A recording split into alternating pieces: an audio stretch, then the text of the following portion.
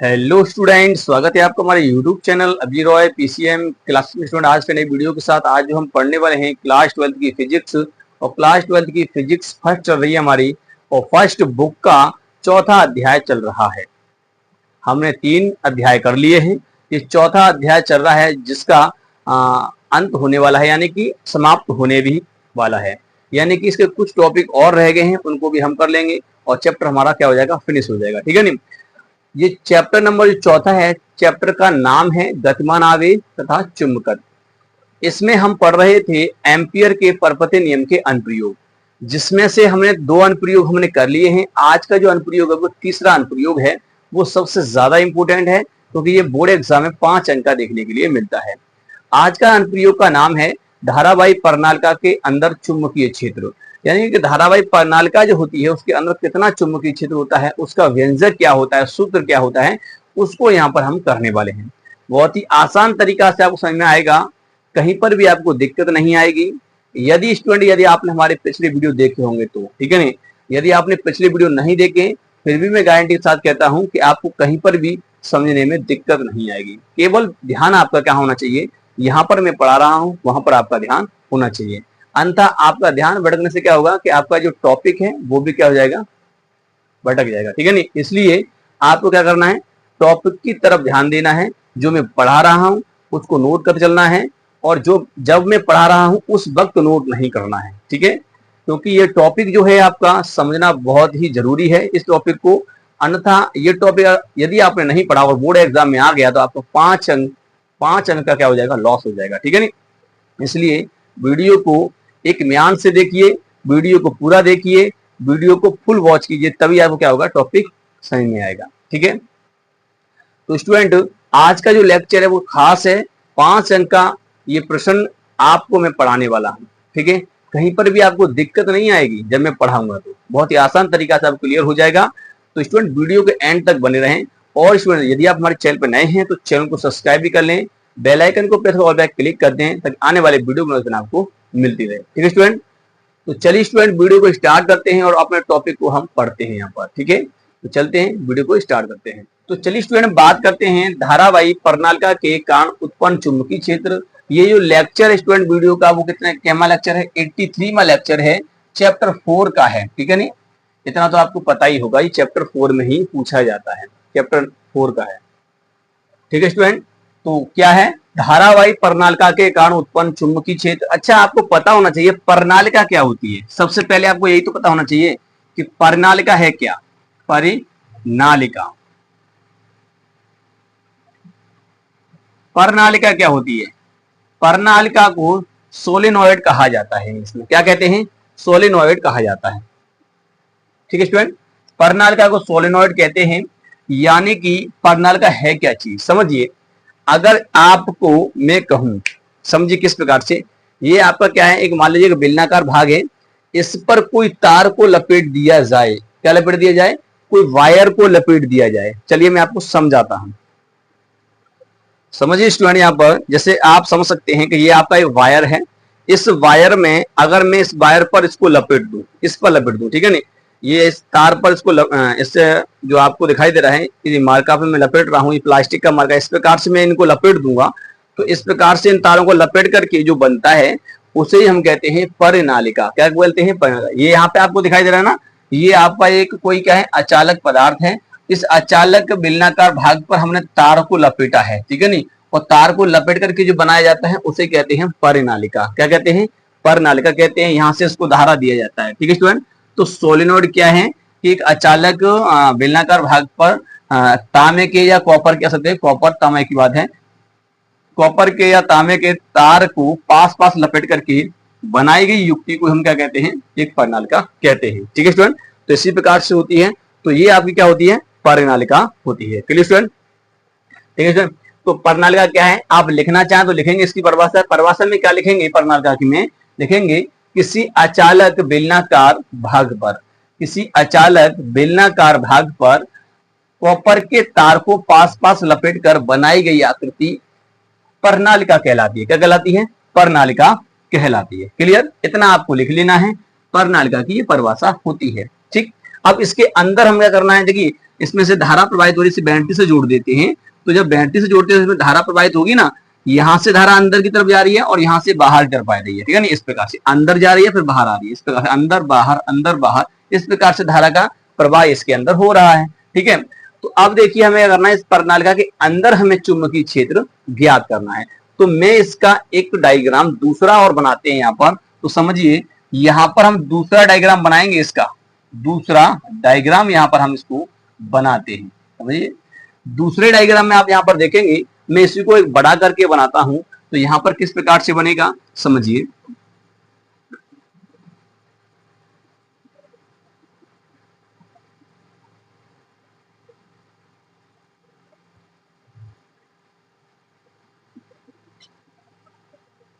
देखिए यहाँ पर जो हमने बना रहे हैं इसको डायग्राम दूसरा, तो समझिए यहाँ पर किस प्रकार से बना रहे हैं। यहाँ पर आपको समझना होगा, नहीं तो दिक्कत हो जाएगा। जैसे समझिए इसके अंदर से तार जा रहा है, यानी कि तार किस प्रकार से जा रहा है कि ये तार जो है आपका इस प्रकार से है। यहां से देखेंगे तो तार इस प्रकार से अंदर की तरफ जा रहा है ऐसे, यानी कि ये वाला जो तार है अंदर की साइड से जा रहा है, अंदर की साइड से इस प्रकार से, ठीक है नहीं, अंदर से इस प्रकार से होते हुए ये तार यहां से गुजर रहा है, ठीक है। आप देख सकते हैं खुद यहाँ पर ये आपका तार है, तो ये अंदर की साइड से है, ये तार आपका अंदर की साइड से है। तो इस प्रकार से तार अंदर की साइड से आ रहा है, तो इसका मतलब धारा इस प्रकार से आ रही है, यानी कि आपकी तरफ से धारा यहां से आ रही है और यहां से अंदर की कर गई और यहां से आपकी तरफ धारा हो जाएगी। यहां से देखिए, यहां से अंदर मेरी तरफ धारा आ रही है, फिर यहां से बाहर तुम्हारी तरफ आएगी, ठीक है नहीं, फिर अंदर फिर बाहर, फिर अंदर फिर बाहर, इस प्रकार से। तो जो धारा तुम्हारी तरफ आ रही है उस धारा को हम डॉट से दिखाएंगे। किससे दिखाएंगे? डॉट से। तो यहाँ पर डॉट बना दिए जाएंगे इस प्रकार से। क्लियर? कंफ्यूजन नहीं होना चाहिए, जिस प्रकार से मैं आपको बना रहा हूं उसी प्रकार से बनाना है, ठीक है स्टूडेंट। अब देखिए, अब यहां से धारा अंदर जा रही है वहां आप क्रॉस बना दीजिए, ठीक, इसके विपरीत। तो ऐसे क्रॉस बना देंगे, इससे आपको पता हो जाएगा कि यहाँ पर धारा जो है अंदर की तरफ जा रही है और यहाँ धारा बाहर की तरफ आ रही है। यहाँ धारा तुम्हारी तरफ आ रही है, यहाँ धारा अंदर की तरफ जा रही है, ठीक है नहीं। जैसे समझिए ये आपका मार्का है, इस मार्का का जो सिरा अंदर की तरफ है, इसका मतलब अंदर धारा जा रही है यहाँ से, और फिर यहाँ से लौट के निकल के आएगी बाहर, तो आधी तरफ हो जाएगा, तो यहाँ डॉट आएगा। क्लियर? इसी प्रकार से है। तो यहाँ पर हम इस प्रकार से इसको बना लेंगे। तो अब देखिए दूसरी कंडीशन ये है, दूसरी कंडीशन यहाँ पे क्या करना पड़ेगा। अब देखिए जब इसमें धारा प्रवाहित होगी तो इसमें चुंबकीय क्षेत्र भी होगा। तो चुंबकीय क्षेत्र की डायरेक्शन क्या होगी? चुंबकीय क्षेत्र की डायरेक्शन अगर यहाँ पे आपको पता करना है तो देखिए धारा इसमें अंदर की तरफ इस प्रकार से आ रही है, ऐसे के धारा जा रही है। तो धारा आपकी इस प्रकार से बह रही है, तो उंगलियां आपको करनी है। जैसे मान लीजिए, तो यहाँ पर देखिए, यहाँ पर जो अंदर की तरफ धारा जा रही है फिर बाहर आ रही है निकल के, तो यहाँ बाहर की तरफ धारा निकल के आ रही है, इस प्रकार से धारा बाहर निकल रही है ना यहाँ पर इस प्रकार से। तो धारा बाहर की तरफ निकल के आ रही है, यहाँ धारा बाहर, तो अंगुलियां कर दीजिए धारा की दिशा में, तो अंगूठा आपकी डायरेक्शन बता देगा किसकी? चुंबकीय क्षेत्र की। तो इस प्रकार से इसमें डायरेक्शन हो जाएगी। इस प्रकार से हमने उंगलियां यहाँ पर कर दी। क्लियर? ऐसे करके कर देंगे। ये उंगलियां हम धारा दिशा में करेंगे तो अंगूठा जो दिखाएगा आपको चुंबकीय क्षेत्र की डायरेक्शन दिखाएगा। तो इसमें चुंबकीय क्षेत्र इस प्रकार से होगा।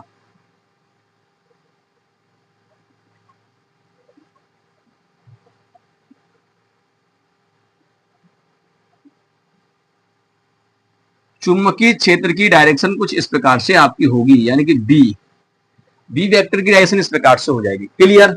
यहां तक कंफ्यूजन नहीं होना चाहिए, जो मैं बता रहा हूं उस प्रकार से समझिए केवल, ठीक है स्टूडेंट। धारा आपकी जो आ रही है, धारा की डायरेक्शन इस प्रकार से है ना, अंदर गई फिर बाहर आ रही है। तो आप कीजिए धारा की दिशा में कर दीजिए उंगलियां, अंगूठा आपको क्या दिखाएगा? चुंबकीय क्षेत्र की डायरेक्शन दिखाएगा। तो इस प्रकार से इसमें चुंबकीय क्षेत्र होगा। Clear student? अब देखिए, अब हम कह रहे हैं क्या, अब हमें इससे मतलब है, इससे कोई मतलब नहीं है। ये हमने यहाँ बना दिया है, अब हम इसके अंदर चुंबकीय क्षेत्र यहाँ पर निकालेंगे। तो चलिए मैं इसको यहाँ से हटा देता हूं। अब हम यहाँ पर चुंबकीय क्षेत्र यहाँ पर ज्ञात करेंगे। आपका केवल इतना बना रहेगा, इसको यहाँ से हटा देंगे। तो चलिए स्टूडेंट, अब हम बात करते हैं यहाँ पर, हम चुंबकीय क्षेत्र फाइंड करने वाले हैं। यहाँ पर चुंबकीय क्षेत्र किस प्रकार से निकालेंगे, तो आपको क्या करना होगा, यहाँ पर एक लूप मानना पड़ेगा इसके अंदर। तो यहाँ पर हम लूप मानेंगे, ऐसा लूप मानेंगे जो आधा इसके अंदर हो आधा बाहर हो। तो हम यहाँ पे एक लूप मान लेते हैं। देखिए, तो यहाँ पर हमने ये लूप मान लिया है।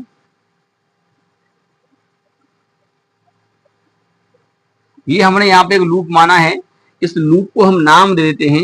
ये यहाँ पर नाम हो जाएगा इसका P, और ये हो जाएगा Q, ये हो जाएगा R, और ये हो जाएगा आपका S। ठीक है नहीं, हमने इसके अंदर एक लूप माना है जो कि आधा बाहर है आधा अंदर है। ठीक है नहीं, अब इस लूप में हम क्या लगाएंगे, एम्पियर का परपथ नियम यहाँ पर लगाएंगे। ठीक है, एम्पियर का परपथ नियम कैसे लगेगा, देखिए यहां पर जो आप देखेंगे ये आपका क्या है, एक यहां पर हमने एक लूप माना है जो कि आपको दिखाई दे रहा है कैसा है, एक वर्गाकार लूप है यहाँ पर। ठीक है नहीं, तो ये चतुर्भुज आकृति का एक लूप हमने यहाँ पर माना है।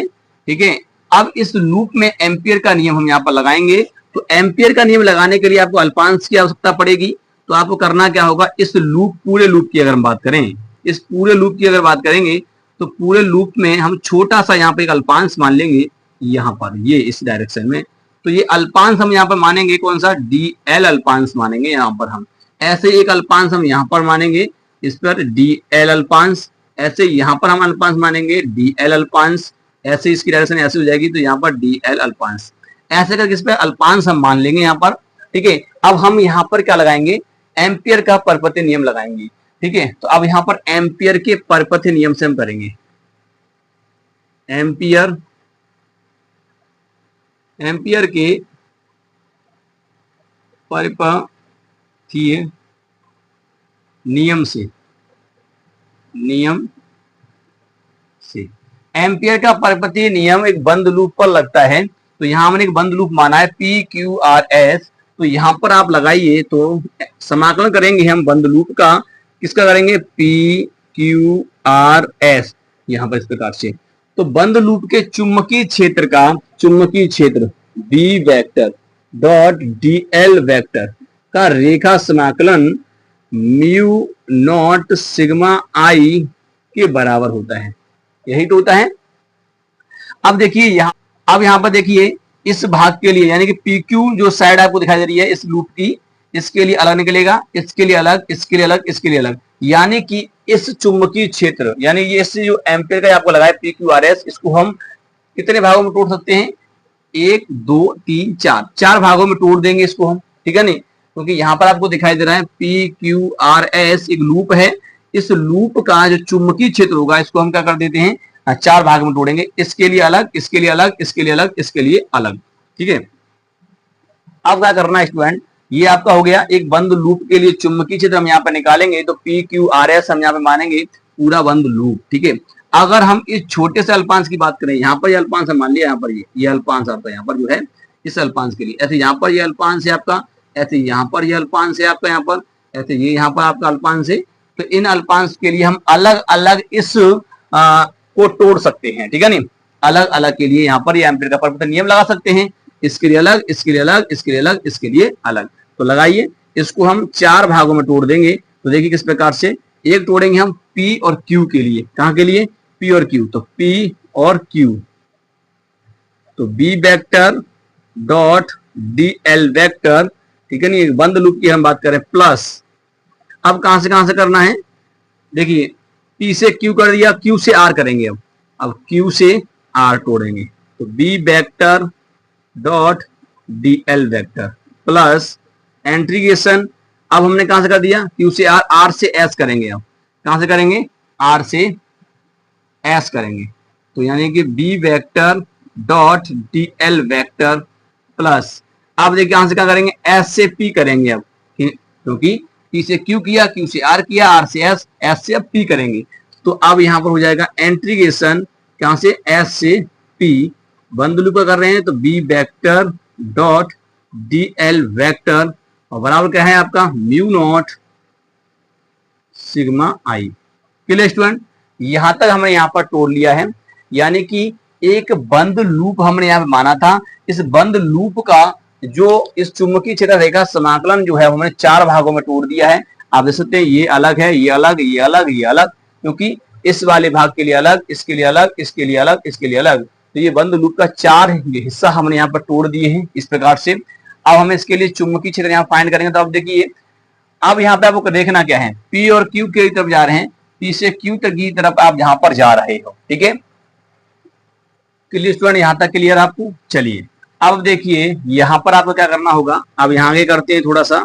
तो यहाँ हो जाएगा ये P से क्यू, वेक्टर का साइन यहां से हटेगा, डी एल कॉस थीटा लगेगा यहां पर भी, प्लस ऐसे यहां पर होगा क्यू से आर होगा, B D L cos theta लग जाएगा यहाँ पर, प्लस ऐसे यहाँ पर होगा आर से एस हो जाएगा, वी यहाँ पर बंद के लिए हो रहा है इसलिए यहाँ पर आपको इसमें गोला बना देना है, ठीक है नहीं, डी एल कॉस थीटा हो जाएगा, प्लस यहाँ इंटीग्रेशन हो जाएगा एस से पी के लिए, V D L cos theta बराबर हो जाएगा आपका mu naught sigma I. Clear student, यहां तक आपका हो जाएगा। अब देखिए आप यहां पर अब हम बात करेंगे यहाँ थीटा कितना होगा। यहां पर अगर थीटा की अगर बात की जाए, यहाँ थीटा की, और यहां पर अगर थीटा की बात की जाए, और यहां पर अगर हम थीटा की बात करें, यहां पर हम थीटा की बात करें, तो कितना कितना थीटा होगा वो यहाँ पर देखिए। अगर आप यहाँ इस वाले के पी और क्यू के लिए बात कर रहे हैं, तो पी और क्यू के लिए देखिए यहाँ पर पी और क्यू चुंबकीय क्षेत्र इसी डायरेक्शन में है, इसी डायरेक्शन अल्पांश है, तो यहाँ थीटा कितना है 0 डिग्री है, तो यहाँ पर आपका होगा 0 डिग्री। कितना होगा 0 डिग्री। अब आगे चलिए, आगे यहाँ पर देखिए, जब इसके लिए करेंगे इस वाले भाग के लिए, तो यहाँ पर देखिए आपका अल्पांश इस प्रकार से है, चुंबकीय क्षेत्र ऐसे है, तो यहाँ कोण कितना है 90 डिग्री का है, तो यहाँ पर कोण होगा आपका 90 डिग्री का। क्लियर। यहाँ पर अगर बात करेंगे चुंबकीय क्षेत्र कैसे है, इस प्रकार से, आपका अल्पांश इस प्रकार से है, डायरेक्शन ऐसे है उसकी, तो यहाँ पर जो होगा वो 180 होगा। और यहाँ एक चीज और है, और जो बी होगा वो भी 0 होगा, क्योंकि देखिए बाहर है इससे, तो अंदर चुंबकीय क्षेत्र होगा ना, बाहर तो कुछ है ही नहीं है, तो बाहर चुंबकीय क्षेत्र क्या है यहाँ पर 0 है। इसमें बात करेंगे, जैसे अंदर आएंगे एस से पी जाएंगे, तो अल्पांश ऐसे है, चुंबकीय क्षेत्र ऐसे है, यहाँ पे आपका कितना है 90 डिग्री का कोण है। क्लियर, इतना हो गया। तो चलिए अब यहाँ पर रख, तो चलिए स्टूडेंट जब इनका मान रखेंगे, देखिए अगर आप इस थीटा का 0 डिग्री ये मान रखेंगे, तो cos 0 का मान कितना होता है 1 होता है, और जब 90 डिग्री यहाँ पर रखेंगे तो cos 0 का मान 90 का मान होता है 0, तो cos 90 का मान हो गया 0, तो ये पूरा टर्म क्या हो जाएगा, ये तो पूरा ही 0 हो जाएगा, ये वाला पूरा क्या हो जाएगा 0 हो जाएगा। क्लियर। यहाँ देखिए चुंबकीय क्षेत्र 0 है और यहाँ 180 है, इसका मतलब ये तो पहले से ही 0 हो जाएगा, क्योंकि जब चुंबकीय क्षेत्र 0 हो तो ये भी मान यहाँ पर क्या हो जाएगा 0 हो जाएगा। क्लियर। यहाँ देखिए 90 फिर है, तो ये भी आपका क्या हो जाएगा 0 हो जाएगा, तो यहाँ पर भी आपका 0 हो जाएगा। क्लियर। तो ये सब 0 हो गया, केवल इतना बचा आपका, तो यहाँ बचा कितना है आपका, ये बचा इंटीग्रेशन पी से क्यू, ये बचा आपका वी डी एल, क्योंकि यहाँ जब 0 का मान रखेंगे तो 1 होता है, वी डी एल बराबर म्यू नॉट सिग्मा आई, ये आपका यहाँ पर बचता है। क्लियर स्टूडेंट, इतना आपका बचा। अब देखिए इसके लिए करेंगे, तो यहाँ पर क्या करना पड़ेगा आपको, बी को बाहर निकाल लीजिए, इंटीग्रेशन कर रहे हैं पी से क्यू, ठीक है नहीं, और यहाँ बचा डी एल बराबर mu not I sigma I. DL क्या है, डीएल यानी कि इसकी लंबाई, ठीक है नहीं, तो इसकी लंबाई कितनी है, डीएल है इस अल्पांश, तो इस पूरे का कितना हो जाएगा, इस पूरे की लंबाई है आपकी एल, कितना हो जाएगा एल, तो यहाँ पर ये हो जाएगा आपका, यहाँ पर कितना हो जाएगा, तो चलिए इसको इधर की साइड करते हैं, तो ये यहाँ पर हो जाएगा आपका, यहाँ पर यहाँ हो जाएगा आपका ये बी इंटू एल हो जाएगा, बराबर हो जाएगा आपका यहाँ पर म्यू नॉट सिग्मा आई। अगर आप यहां से v का मान निकालोगे तो हो जाएगा म्यू नॉट सिग्मा आई बटे एल। क्लियर। तो अब अभी हमें यहाँ पर क्या निकालना है, सिग्मा आई का मान हमें निकालना है। क्लियर, यहां तक क्लियर। तो स्टूडेंट अभी हमें क्या करना है, यहाँ पर सिग्मा आई का मान निकालना है, तो चलिए इसको नोट कर लीजिए। अब मैं इसको रफ करूंगा, तब मैं आगे की तरफ आपको बताऊंगा यहाँ पर, ठीक है, क्योंकि सिग्मा आई का मान किस प्रकार से निकालेंगे। चलिए स्टूडेंट, ये आपका यहाँ पर निकल के आया है, ये वाला आपको दिखाई दे रहा है, ये इसमें हमें सिग्मा आई का मान चाहिए। अब हम यहाँ पर बात करेंगे सिग्मा आई का मान की बात करेंगे, तो सिग्मा आई का मान किस प्रकार से निकालेंगे समझिए। तो आपको यहाँ पर मानना पड़ेगा, ये प्रणालिका आपको दिखाई दे रही है, इस प्रणालिका के अंदर फेरे थे, तो आपको मानना पड़ेगा प्रणालिका के प्रत्येकांक लंबाई में फेरों की संख्या। तो यहाँ पर हम मानेंगे कि माना प्रणालिका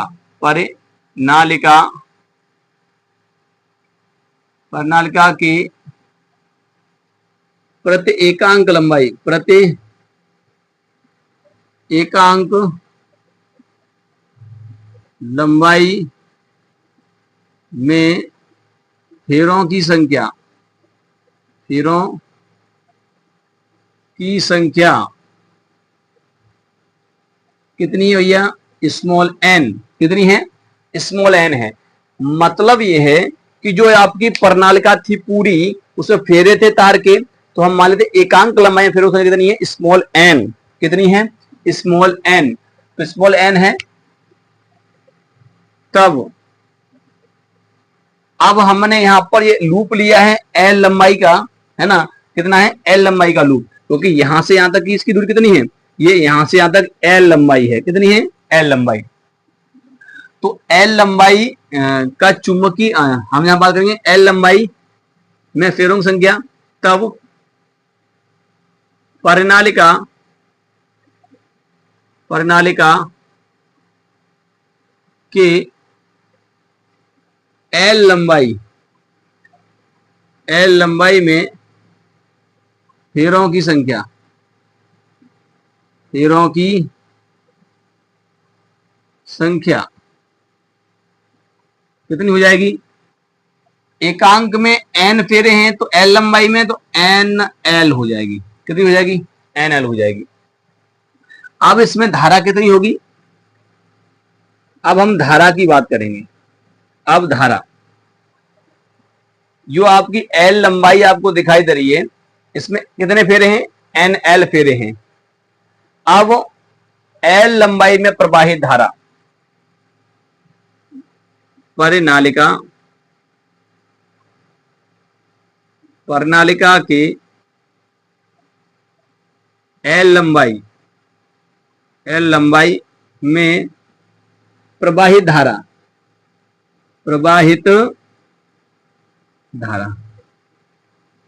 देखो लूप हमने ये माना है तो इसके अंदर जितनी धारा होगी वो तो लिया जाएगा। ऐसा तो नहीं पूरी प्रणालिका का हम धारा लेंगे। यहाँ पर जितना इसके अंदर होगा वही धारा लेंगे।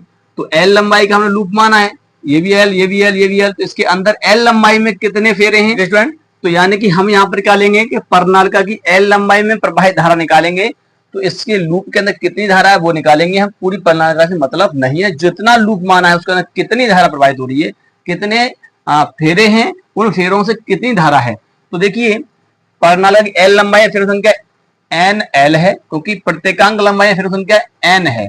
जो प्रणालिका आपकी जो दी है लंबी, इसकी प्रत्येकांक लंबाई फेरों संख्या कितनी है? Small N. तो एल लंबाई में एन एल हो जाएगा। ठीक है नहीं? एकांक के लिए आपको दिया था एन, तो एल लंबाई में एन एल हो जाएगा। तो अब देखिए प्रणालिका की एल लंबाई प्रवाहित धारा कितनी होगी? तो यहां पर आपको पता है कि एक फेरे से धारा आई प्रवाहित हो रही है, तो एन एल फेरे से कितनी हो जाएगी? तो एन एल आई धारा प्रवाहित होगी। क्लियर? तो ये आपकी धारा निकल आई, और यही धारा आपकी क्या है? सिग्मा आई है। तो सिग्मा आई निकला है आपका एन एल आई। ठीक है? अब ये मान उठा के आप कहां रख दीजिए? वहां रख दीजिए। तब आपका यहां पर क्या हो जाएगा? चुंबकीय क्षेत्र का फॉर्मूला, तो V बराबर रखिए यहां पर, तो म्यू नॉट सिग्मा आई की जगह रखेंगे एन एल आई, और बट्टे में क्या है? एल, एल से एल कट जाएगा, तो B बराबर निकल के आएगा आपका mu naught N I. Mu naught N I आपका निकल के आएगा, म्यू नॉट एन आई। ये प्रणालिका के भीतर चुंबकीय क्षेत्र निकल के आता है। Clear student?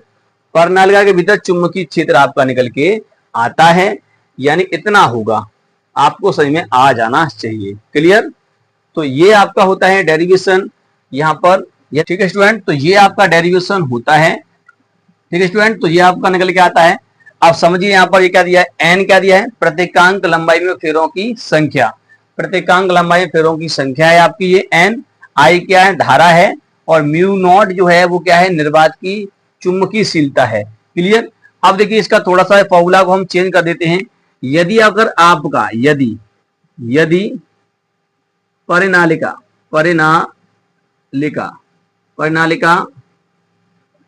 की एल लंबाई जो आपकी दी है, एल लंबाई, मान लिया अगर प्रणालिका की लंबाई कितनी है? एल लंबाई का प्रणालिका है जी आपकी एल लंबाई, मतलब ये लूप दिया है, इसमें फेरों की संख्या कितनी है?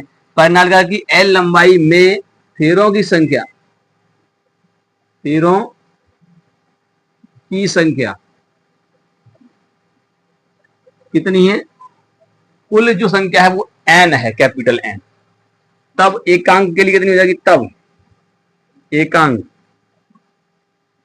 एकांक एकांक लंबाई में अगर हम बात करेंगे तो कितनी हो जाएगी, n/l। होगी नहीं होगी, क्योंकि पूरी में इतना है तो एक में कितना होगा, n/l। जैसे 5 पेन की कीमत कितनी है, 20 रुपया, तो एक पेन की कीमत कितनी हो जाएगी, 5 पेन की कीमत है 20 रुपए, तो एक पेन की 20/5, 5 20 यानी 4 रुपया। 4 रुपए का एक पेन होगा। तो ऐसे ही प्रणाली लंबाई एल लंबाई यानी प्रणालिका की एल लंबाई फेरो संख्या कैपिटल एन है, मान लिया टोटल फेर कितने हैं, एन है कैपिटल। तो एकांक लंबाई में कितने होंगे, n/l। तो इसी को कहेंगे हम प्रत्येकांक लंबाई फेरो संख्या, n/l हो जाएगा ये, ठीक है नहीं। तो ये आपका स्मॉल n का मान ऐसे निकल के आता है। अब इस मान को उठा के जब यहां पर रखोगे तो कितना हो जाएगा, तो ये चुंबक से कुछ इस प्रकार से निकल के आएगा, μ0 कैपिटल N I और बट्टे में यहां पर हो जाएगा L, ठीक है, इस प्रकार से हो जाएगा। क्लियर। तो ये n/l है, प्रत्येकांक लंबाई फेरों की संख्या है। Clear student. तो ऐसा भी कहीं कहीं पर आपको फॉर्मूला देखने के लिए मिलेगा। और ये होता है आपका चुंबकीय क्षेत्र जो प्रणालिका के अंदर होता है। प्रत्येक बिंदु पर, प्रत्येकांक बिंदु पर, किसी बिंदु पर अगर आप निकालोगे तो यही चुंबकीय क्षेत्र निकल के आएगा। Clear student. तो उम्मीद करते हैं आपको समझ में आ गया होगा। और स्टूडेंट यदि आपको थोड़ा सा कहीं पर डाउट हो तो एक बार वीडियो को फिर से देख लीजिए, आपको क्लियर हो जाएगा। बहुत ही सिंपल तरीका से समझाया गया है, ठीक है स्टूडेंट। तो उम्मीद करते हैं वीडियो पसंद आया होगा। वीडियो पसंद आया तो वीडियो को एक बार लाइक कर दीजिए, चैनल को सब्सक्राइब कर बेल आइकन को प्रेस जरूर कर दीजिए ताकि आने वाले वीडियो की नोटिफिकेशन आपको मिलती रहे। अब मिलेंगे नेक्स्ट वीडियो में, तब तक के लिए जय हिंद।